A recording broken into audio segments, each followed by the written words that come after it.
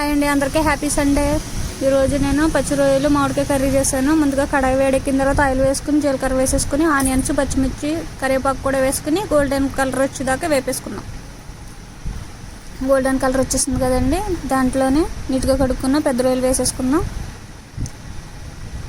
ఒకసారి కలిపేసుకున్నాం అండి. కలిపేసుకున్న తర్వాత మూత పెట్టేసుకుందాం. మూత తీసి చూసుకుంటే ఇలా కొంచెం కలర్ వచ్చినాయి కదండి, వాటర్ వచ్చేస్తూ ఉంటుంది కదా, అందులోనే కొంచెం పసుపు, టేస్టీ సరిపడినంత ఉప్పు కూడా వేసేసుకుని మూత పెట్టేసుకుందాం. కలిపేసుకుందాం బాగా. రొయ్యలకి పసుపు ఉప్పు పట్టేలాగా కలిపేసుకుందాం. ఒకసారి మూత తీసి చూసాం కదండి, వాటర్ ఉంది కదా. ఇప్పుడే కారం వేసేసుకుందాం. కారం ఎక్కువ వేసుకోండి, ఎందుకంటే మామిడికాయ పులుపు వేస్తాం కాబట్టి దానికి దీనికి ఈక్వల్గా కారం వేసేసుకోండి. కారం కూడా వేసుకున్నాక కలిపేసుకుని గ్రేవీకి సరిపడినంత వాటర్ వేసుకోండి. వాటర్ కూడా కొంచెం వేసుకున్నాక మగ్గిపోయింది కదండి కర్రీ, అందులోనే తురుముకుని ఉంచుకున్న మామిడికాయ పేస్ట్ కూడా వేసేసుకుని కలిపేసుకోండి.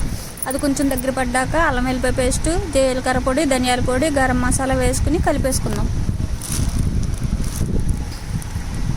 బాగా కలిపేసుకోండి. కలిపేసుకున్న తర్వాత మూత పెట్టేసుకుని 10 నిమిషాలు ఉడికించుకుందాం కర్రీని. చూసారు కదా, ఉడికిపోయింది కర్రీ. ఆయిల్ కూడా పైకి తేలిపోయింది. కొత్తిమీర ఉంటే కొత్తిమీర కూడా వేసేసుకోండి. నాకైతే అందుబాటులో లేదు, అందుకని వేసుకోలేదు. నచ్చితే లైక్ అండ్ సబ్స్క్రైబ్ అండి. పిల్లలు జాగ్రత్త అండి, ఎండలు ఎక్కువగా ఉన్నాయి.